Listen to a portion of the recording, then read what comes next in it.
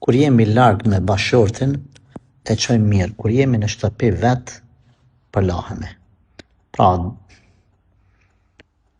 është për qëllim dy t'jeni bashkë, por jashtë shtëpisë, e qoni mirë. Apo, kur jeni larg njëni tjetrit, e thërni në telefon edhe folni mirë njëni me tjetrin.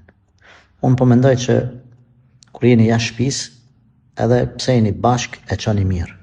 Kur jeni mrena shtëpisë, e qoni keq.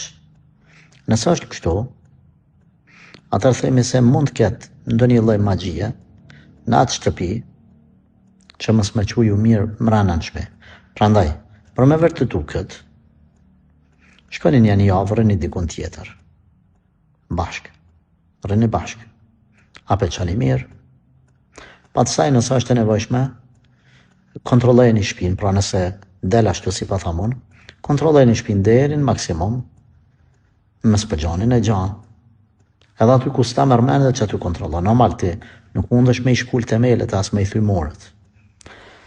Nëse nuk gjon asgjë dhe vazhdoni një njëjti problem, për fat keq detyrohem me thonë ndroni vend.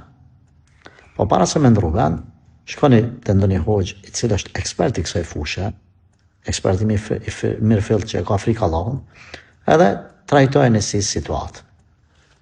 Mirë, po nëse është ndryshe, kretë kjo, dhe më thonë, ju kur jeni larg njëni tjetrit, e qoni mirë, dhe më thonë, fillani me u interesu për njëni tjetrin, me u mërzit, me e thirë në telefon. Kur jeni bashk, nuk e qoni mirë, qoftë në shtëpi juaj, apo në shtëpi tjetër, ose në hotel, ose aty, ose këtu. Atëherë themi se kjo s'ka të bëjmë me magji.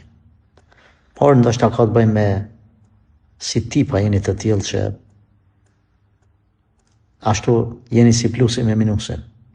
Por në këtë rast nuk mendoj se ka të bëjë me magjin, ma shumë ka të bëjë, mund të ketë hise dhe dashnia që ka herë të e dash njëni tjetrin edhe me u përla. Gjithsesi është përmend kjo, por unë nuk jam i specializuar të flas për këtë pikë, ndoshta psikologët e flasin më mirë se sa unë. Zoti ju ruajt.